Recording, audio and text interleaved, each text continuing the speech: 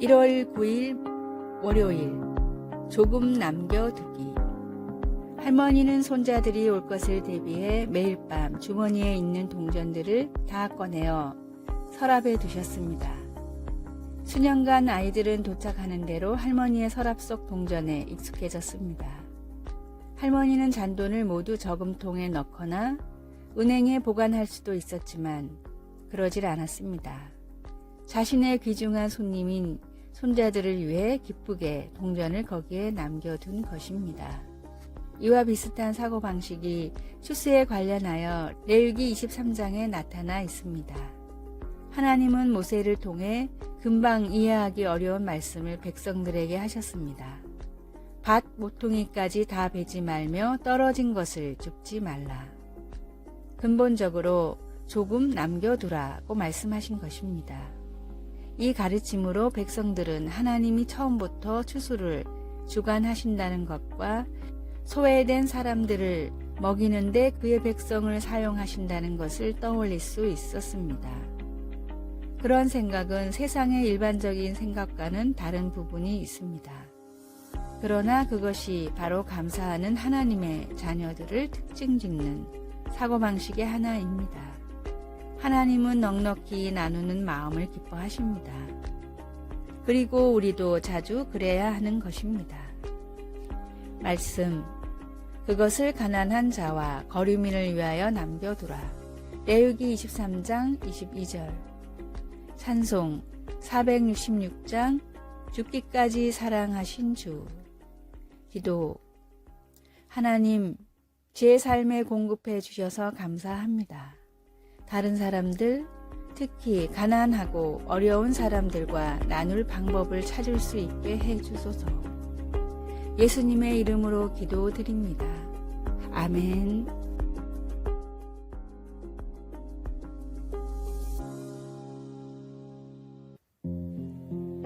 1월 10일 화요일 술 항아리 채우기. 옛날 어느 부자가 자신의 하인들을 한 곳에 불러 모았습니다. 하인들이 모인 자리에는 커다란 항아리가 놓여 있었습니다.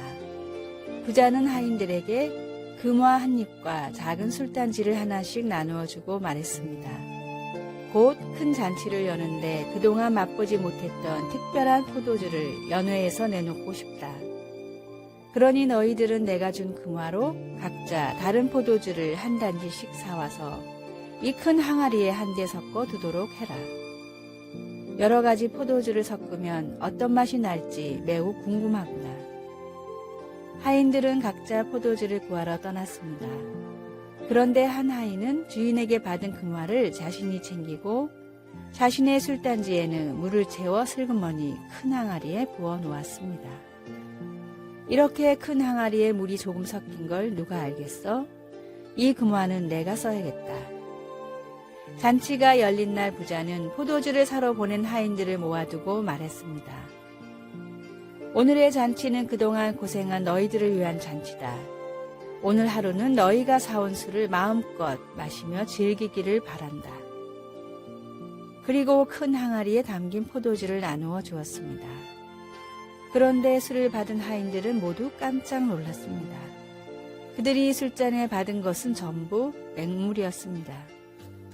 하인들은 모두 나 하나쯤이야 하고 생각하고 금화를 빼돌리고 물을 가져왔던 것입니다.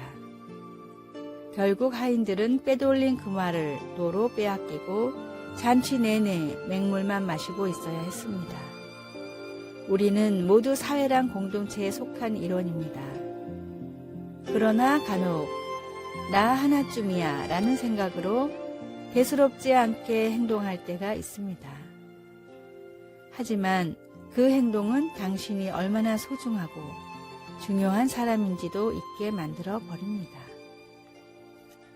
오늘의 말씀, 부하려 하는 자들은 시험과 율무와 여러 가지 어리석고 해로운 욕심에 떨어지나니 곧 사람으로 파멸과 멸망에 빠지게 하는 것이라. 디모데전서 6장 9절.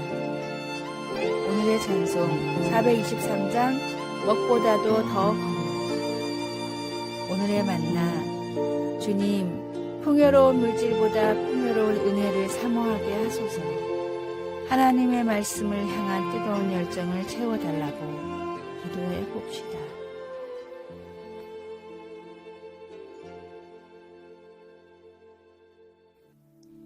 (1월 11일) 수요일 십자가의 언어.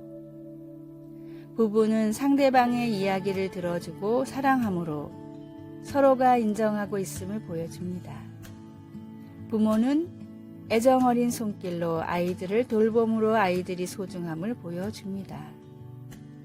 코치는 선수들의 성장에 힘을 쏟음으로 그들에게 가능성이 있다는 것을 보여줍니다. 이 외에도 많은 사례가 있습니다. 그러나 우리는 사람들에게 훨씬 어두운 메시지를 전달해서 고통을 줄 수도 있습니다. 이 세상의 행동으로 보여주는 모든 메시지 중에서 가장 중요한 것이 하나 있습니다. 하나님이 우리를 어떤 사람으로 보시는지 알고 싶을 때 십자가에서 주님이 하신 행동 외에 다른 것은 볼 필요가 없습니다. 로마서 5장 8절에서 바울은 우리가 아직 죄인 되었을 때에 그리스도께서 우리를 위하여 죽으심으로 하나님께서 우리에 대한 자기의 사랑을 확증하셨느니라 라고 했습니다. 십자가는 우리가 누구인지를 보여줍니다.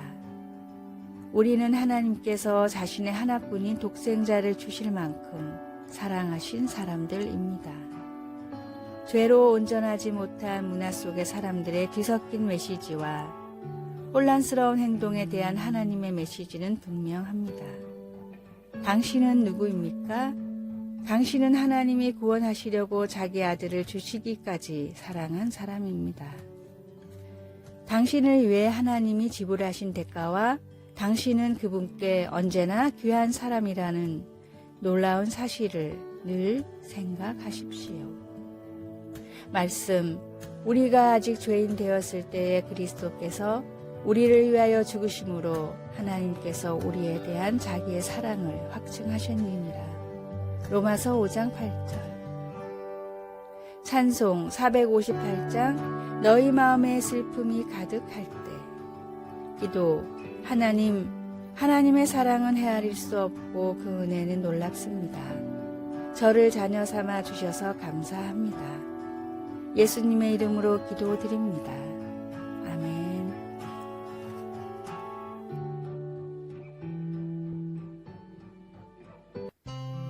(1월 12일) 목요일 기독교인의 슬픔.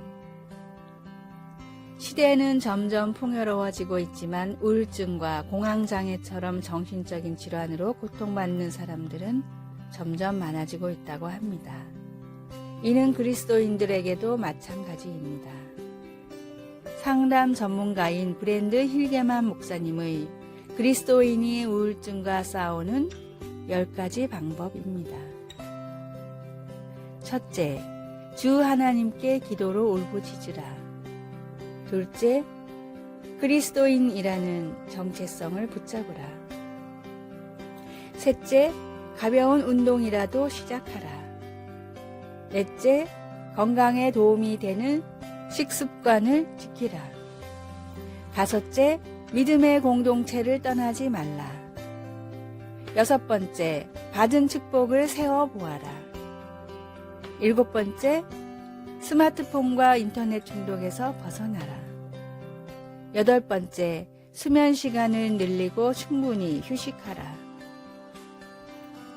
아홉 번째, 중요하지 않은 일들을 끊어내라. 열 번째, 솔직한 심정을 누군가에 터놓으라.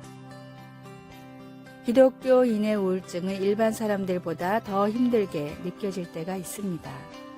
주님께 기도하면서 내면의 아픔을 솔직히 고백하고 간구하십시오. 주님의 십자가의 공로를 의지하며 은혜를 구하십시오. 오늘의 말씀, 여호와는 마음이 상한 자를 가까이 하시고 충심으로 통회하는 자를 구원하시는도다. 시편 34편 18장. 오늘의 찬송 419장 주 날개민 내가 편안히 쉬네.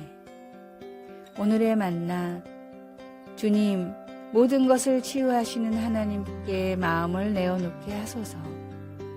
힘들 때는 숨기지 말고 도움을 구하며 적극적으로 알리시기 바랍니다.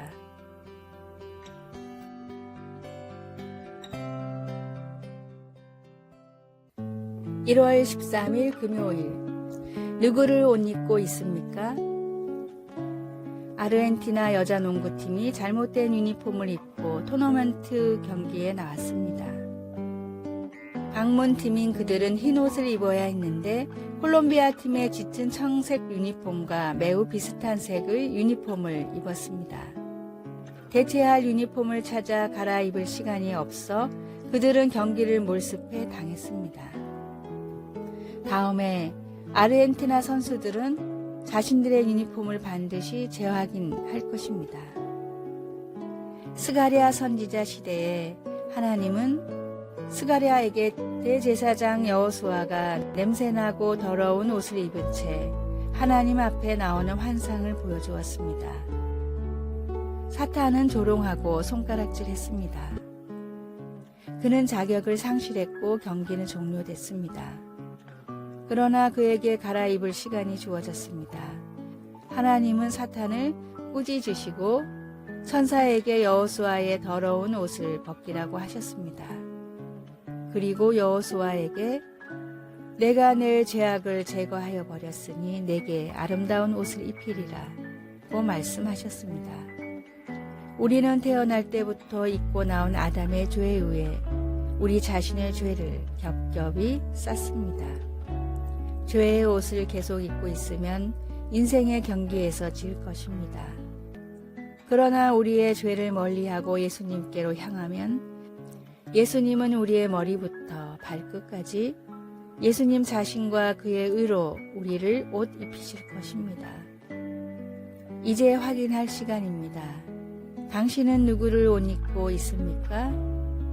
찬송가 이 몸의 소망 무행가의 마지막 절은 우리가 어떻게 이기는지를 말해줍니다. 바라던 천국 올라가 하나님 전에 배울 때 그 주의 의를 힘입어 어여시 앞에 서리라. 말씀 내가 내 죄악을 제거하여 버렸으니 내게 아름다운 옷을 입히리라. 스가랴 3장 4절. 찬송 488장 이 몸의 소망 무언가. 기도 예수님 저희 죄가 사라지고 주님의 의로 저를 덮어주시니 감사합니다. 예수님의 이름으로 기도드립니다. 아멘.